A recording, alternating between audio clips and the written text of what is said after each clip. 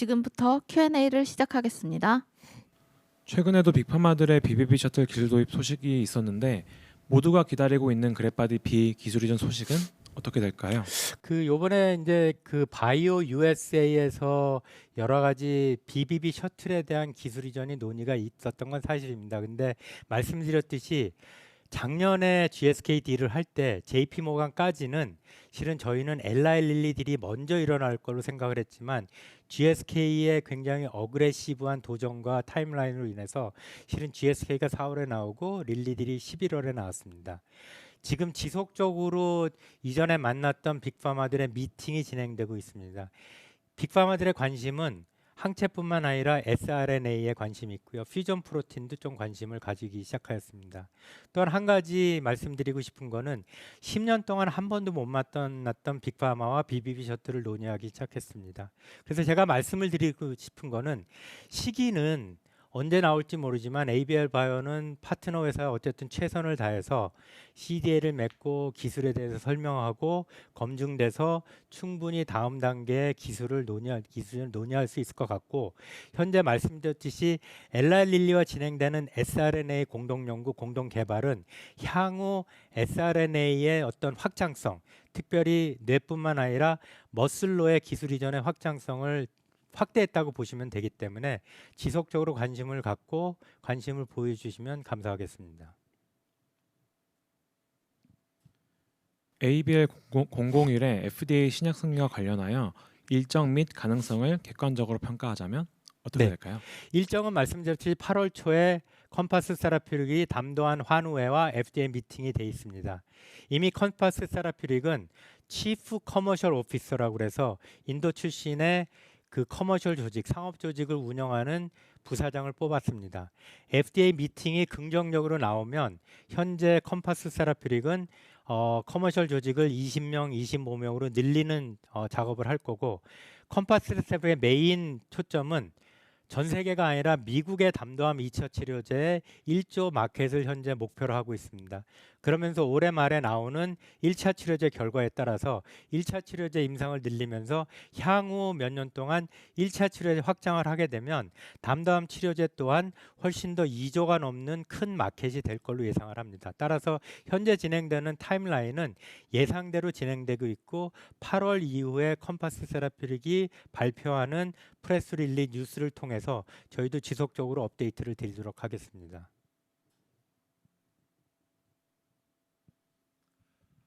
혹시 대표님께서는 주가가 너무 올랐다고 생각하시는지요? 또 현재 주가에 대한 생각은 어떠신지, 숨은 악재가 있는 건 아닌지 여쭤봅니다.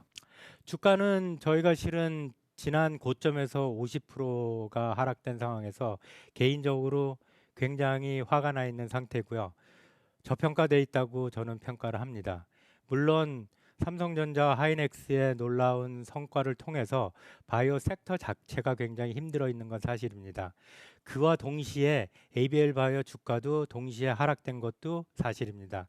반면에 ABL 301의 현실을 봤을 때 기술이 터미네이트가 된 것도 아니고 ABL 001도 완전히 허가가 탈락이 된 것도 아닌 상황에서 현재 주가 하락은 지나친 과도라고 생각을 합니다. 따라서 저는 현재 주가보다는 훨씬 더 고평가를 받아야 되는 게 ABL 현재의 주가의 시점이고, 그거를 위해서 지속적으로 ABL 바이오의 IR, PR팀, 연구팀, 전략팀과 지속적으로 노력을 하도록 하겠습니다.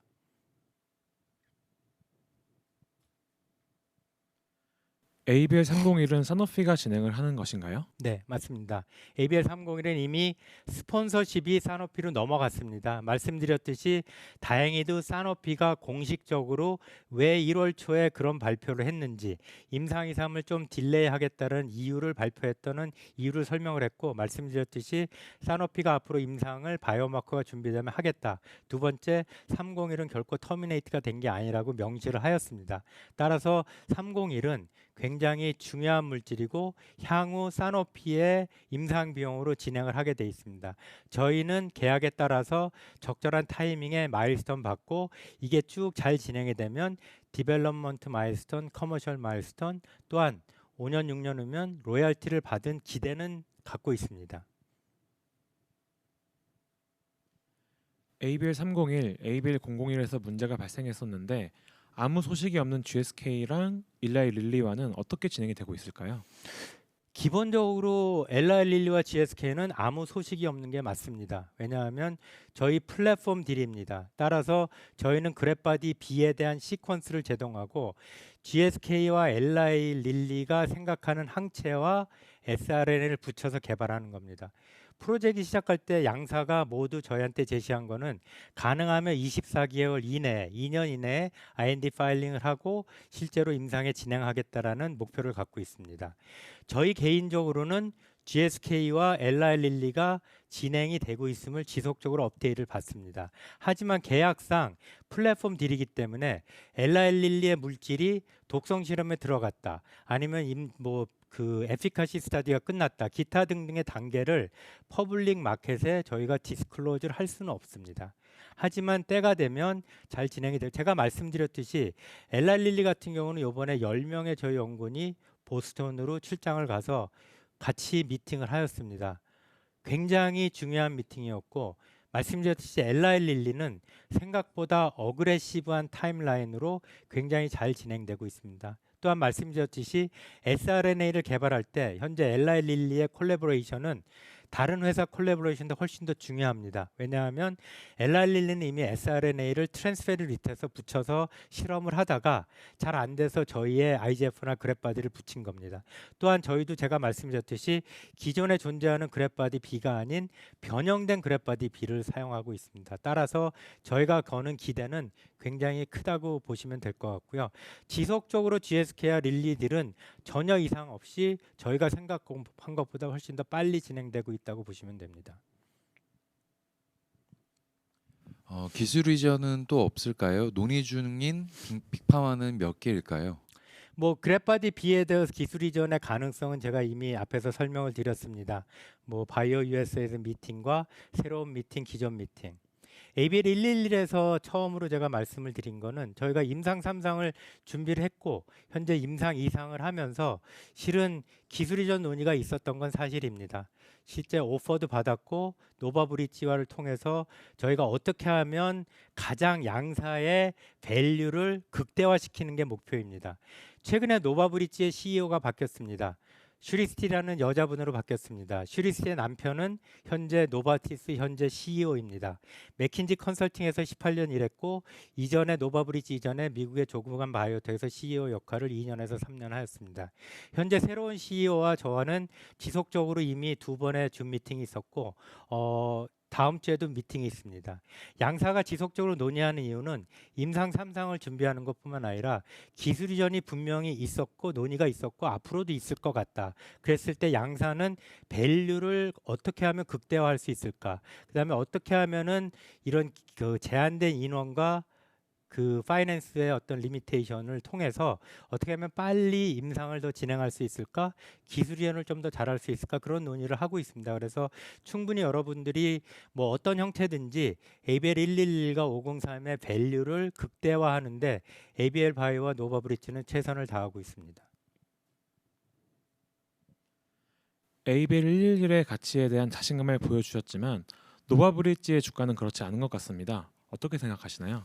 노바브리지의 주가는 당연히 현재 그렇게밖에 낮다라고 볼 수 있습니다. 이유는 노바브리지가 ABL 바이오의 권리를 글로벌의 50%를 갖고 있습니다. 미국 시장에서 50%의 권리로 주가가 올라갈 수가 없습니다. 따라서 미국의 냉정한 임상의 결과를 통해서 임상의 밸류를 받을 때는 노바브리지는 100%의 권리를 갖기 전까지는 주가가 올라가기가 어렵습니다. 따라서 여러 가지 논의가 있지만 ABL 바이오는 현재 포지션은 ABL 111과 503의 50% 글로벌 권리는 무조건 ABL이 진행한다입니다. 기술 이전과 또는 임상이 진행돼도 ABL 바이오는 50%의 권리를 갖겠다라는 입장이고 노바브리지 주식은 기존에 존재하는 그런 여러 가지 리미테이션을 통해서 주가가 그렇게 낮을 수밖에 없다라는 거는 저뿐만 아니라 미국 시장의 애널리스트 또는 미국 시장의 프라이빗 에쿼리 증권가에서 충분히 통하는 얘기고 그 점이 실은 노바브리지 주가의 딜레마일 수도 있습니다. 노바티스가 BBB 셔틀을 찾는다는 인터뷰가 있었는데 그랩바디 B의 기술 이전 가능성은 어떻게 될까요? 이렇게 보시면 됩니다. 실은 빅파마들이 LRL가 트랜스페린 리셉터를 하다가 IGF-1을 갖고 또 TFR로 다른 모델리티를 찾겠다라는 것과 마찬가지로 노발티스도 트랜스페린 리셉터를 하고 실은 다른 셔틀을 찾겠다. 저희가 빅파마랑 논의할 때 충분히 뭐 포함되는 빅파마이기도 합니다. 또한 제가 아까 초반에 말씀드렸듯이 제네텍 로쉬는 이미 CD98HC와 트랜스페린 리셉터의 듀얼 셔틀로 엔타이센스 올리고의 비임상을 이미 진행하여서 논문을 발표하였습니다. 굉장히 좋은 결과들이 나왔습니다. 따라서 빅파마의 지속적인 논의는 ABL 바이오가 현재 존재하는 그랩바디뿐만 아니라 실은 변형된 그랩바디 B, 즉 이중 듀얼 BB 셔틀 또는 sRNA용의 굉장히 변형된 셔틀을 통해서 충분히 추가 기술 이전에 대해서 지속적으로 논의를 하도록 하겠습니다. sRNA는 데이터가 없어서 기술 이전이 어려운 건가요? sRNA는 실은 아이오니스 콜래보레이션을 통해서 3년 전에 시작했고요. GSK LR111이 작년 4월과 11월에 됐습니다. 말씀드렸듯이 이제 시작을 한 프로젝트이고 내부적인 프로젝트가 아닌 외부 콜래보레이션은 이미 GSK와 릴리와 콜래보레이션이 진행되고 있습니다. 내부적으로는 근육 질환에 관한 sRNA 프로그램이 저희 단독으로 이미 시작을 했습니다. 또한 뇌질환 쪽에 저희 단독 프로그램이 sRNA가 진행이 됐습니다. 또한 콜래보레이션을 통해서 뇌질환 쪽에 sRNA 프로그램이 하나 런치가 됐습니다. 따라서 sRNA는 전세적으로 봐도 이제 시작인 단계입니다. 그래서 플랫폼 D를 통해서 저희가 향후 내부적으로 개발하는 sRNA 내부 물질을 통해서 향후 2년 후에는 어쩌면 사노피 딜과 같이 sRNA 붙인 BBB 셔틀의 물질 기술 이전이 있을 수 있을 것 같고요. 거듭 말씀을 드리지만 BBB 플랫폼의 확장을 통해서 다른 어떤 플랫폼 딜도 지속적으로 노력을 하도록 하겠습니다. ABL11 기술 이전 가능성은 어떻게 될까요? 삼상을 직접 하는 건 실패 위험이 높지 않을까요? 삼상에 들어가기 전에 기술을 먼저 하고 빅파마가 해야 하지 않을까요? 네, 조금 전 질문과 굉장히 그 오버랩되는 질문인데 이미 말씀을 드렸듯이 ABL111의 기술 이전 논의는 이미 노바브리츠와 ABL 바이오가 다른 빅파마 논의가 있었습니다. 반면에 저희가 당시에는 임상 1상을 준비하고 임상 2상에 들어간 상태여서 3상에 대한 얘기가 없었습니다. 하지만 FDA와 미팅을 통해서 저희가 임상 2상을 스킵하고 3상으로 갔을 때는 실은 말씀드렸듯이 아스텔라스가 진행하는 1차 치료제 타임라인과 거의 동등하게 임상 3상이 끝날 수 있습니다. 지금 지적하신 대로 ABL 바이오와 노바브리츠가 단독으로 임상 3상을 하는 것에 대한 리스크는 존재합니다. 근데 제가 말씀드렸듯이 기술 이전은 지속적으로 임상 3상이 진행되면서도 진행될 수 있습니다. 이 리스크를 충분히 현재 그 신임으로 된 노바브리츠의 CEO 슈리스티랑 저는 지속적으로 상의를 하고 있고 향후의 기술 이전이 타이밍을 언제 볼 거냐, 임상 3상을 정말 저희가 다 할 수 있을 거냐, 그럴 경우는 펀드레이징 어떻게 해야 되냐, 향후 전략이 어떻게 되느냐, 그다음에 기술 이전은 어떻게 하면 양사의 밸류를 맥시마이즈 할 수 있는 거냐, 그런 다양한 부분이 논의가 되기 때문에 기술 이전은 저희한테 굉장히 중요한 부분이고 ABL111이 갖고 있는 기술 이전의 밸류는 실은 기존에 저희가 그동안에 했던 것보다 훨씬 더 클 수 있다라는 가능성이 있고 지속적으로 어쨌든 노바브리츠와 협의를 통해서 기술 이전 111에 대해서 논의를 하도록 하겠습니다. ABL001은 통계적 유의성을 만족하지 못했다. ABL11 임상 데이터를 강조하셨는데 이번엔 어떻게 자신할까요? 먼저 ABL001의 통계적 유익성을 지적을 드리면 ABL001은 크로스오버라는 특이한 임상 디자인을 해서 통계적 유의성을 확보를 못했습니다. 하지만 말씀드렸듯이 1차 목표인 오버럴 리스폰스 프로그레션 프리 서바이벌 이거를 키모 콤보와 비교했을 때 단연코 단독보다 훨씬 더 좋은 결과를 갖고 있습니다. 그래서 통계적인 유의성에 대해서는 충분히 컴파스 세라피릭이 인지를 하였고 FDA도 그걸 인지를 하고 8월 초에 미팅을 통해서 진행을 할 걸로 좋은 결과를 기대를 합니다. ABL111로 돌아가면 현재 그 클라우딘 18.2의 이노벤트와 타케다의 데이터는 650명의 임상 3상 데이터를 포함한 결과입니다. 또한 아스텔라스의 졸베투시맵도 480명이라는 임상 데이터를 통해서 나온 통계 결과입니다. 현재까지 저희 데이터는 110명에서 120명 정도입니다. 저희가 지속적으로 환자 수를 늘리는 이유가 바로 이겁니다. 이 임상에서 디자인은 컨트롤 그룹은 옵티보, 즉 PD-1 세라피 플러스 키모세라피, 현재 받고 있는 1차 치료제, 프로그레션 프리 서바이벌이 7.7개월뿐이 안 되는 1차 치료제입니다. 현재 PD-1 세라피, 키모세라피 플러스 ABL111은 기존의 인테림 데이터를 봤을 때 오버롤 프로그레션 프리 서바이벌이 16.9months, 즉 17개월의 굉장히 듀레이션이 긴 결과를 갖고 있습니다. 따라서 ABL111의 통계성을 유의성을 높이기 위해서는 단연코 1차 치료제에서 환자 수를 어느 정도까지는 높여야 됩니다. 적어도 300명 이상과 500명 사이의 임상 숫자에서, 정확하게 제가 숫자는 말씀을 못 드리지만 어쨌든 저희가 생각하는 FDA가 지정한 이 정도의 환자 수로 통계성 유의를 확보하면 80%의 해자드 레이쇼를 확보할 수 있겠다라는 결론을 내렸고, ABL 바이오와 노바브릿지는 그 숫자를 향해서 현재 임상 3상을 디자인하고 있고, 동시에 마찬가지로 파트너십의 회사들과 이런 부분을 디자인해서 논의하고 정말로 기술 이전이 지금 될지 중간에 될지 조금 더 나중에 될지 그런 걸 논의하고 있긴 합니다.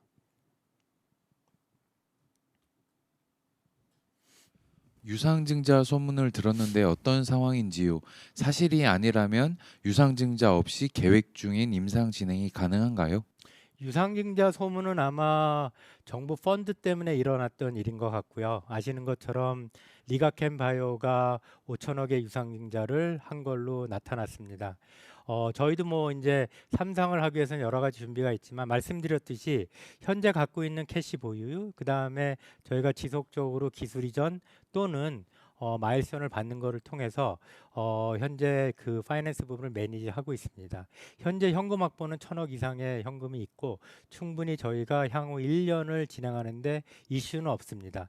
또한 임상 3상을 진행할 때 많은 돈이 들지만 3년 동안에 드는 일이기 때문에 1년차, 2년차, 3년차에 드는 돈이 이미 버짓이 나와 있습니다. 따라서 여러 가지 리스크를 해칭하면서 저희가 고민을 하고 있고, 전략팀, 회계팀, 그다음에 IR, PR팀, 임상팀 모두 포함해서 특별히 노바브릿지의 전략팀, 임상팀, 회계팀과 저희가 지속적으로 미팅을 하고 있습니다. 그래서 노바브릿지 또한 저희만큼의 제한된 펀드를 갖고 있습니다. 따라서 양사가 이 펀딩의 리스크를 어떻게 잘 해결하고 현재까지는 이미티하게 당장 유상증자를 하겠다라는 소식을 낸 적도 없고 그러한 의도도 없었습니다. 하지만 지속적으로 저희가 여러 가지 기술이나 마일스톤을 위해서 자체적으로 충당 플러스 어떤 얼터너티브 패스웨이를 고민하도록 하겠습니다. 국민성장펀드로부터 투자 유치 계획이 있으실까요? 저희한테 그런 질문들이 오긴 했었는데 아직은 저희가 예스라는 답을 드리진 않았습니다. 좀 전에 질문과 똑같은 맥락인 것 같습니다.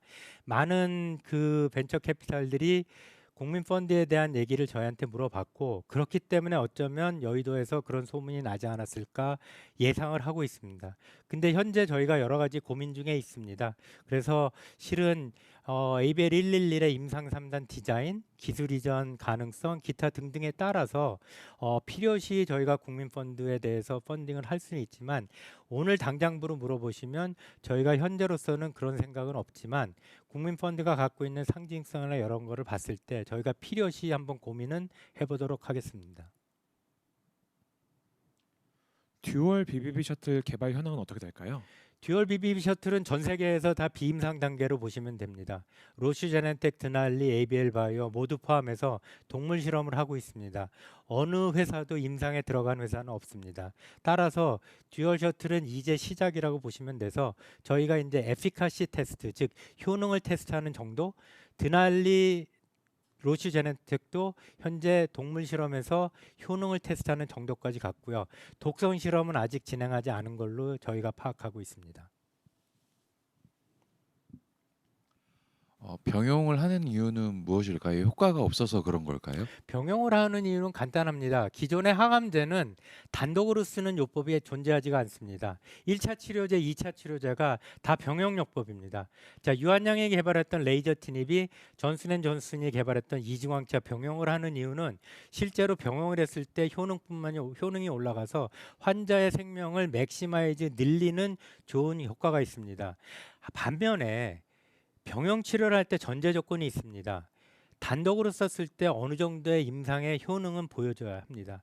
전혀 효능이 없는 물질을 갖고 병용 치료를 했을 때 지금 질문하신 것처럼 문제가 있다고 판단이 됩니다. 하지만 저희가 개발하는 ABL111, 503, 001 모두 단독으로 치료했을 때 충분히 파셜 리스폰스, 단독 효과가 있는 상황에서 병용을 했더니 효능이 더욱더 맥시마이즈 됐다는 결과를 가져왔습니다. 따라서 저희뿐만 아니라 글로벌의 빅파마들의 임상 전략은 단연코 병용 전략입니다.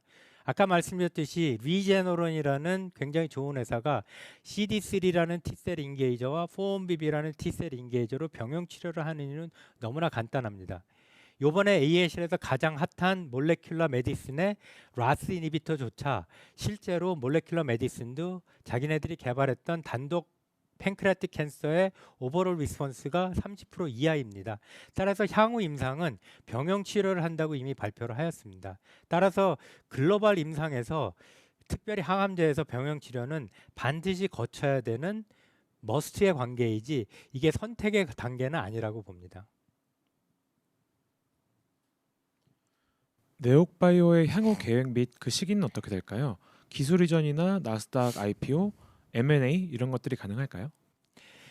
지금 현재 네옥바이오를 설립을 했을 때 원래 프라이머리 골은 M&A였습니다. 그래서 저희가 시리즈 A의 펀딩을 조달하고 시리즈 B는 네옥바이오가 미국에서 조달을 해서 임상 2상까지 완료를 한 이후에 M&A를 하는 거로 시기상으로는 지금부터 한 3년에서 4년 사이에 일어날 일이고요.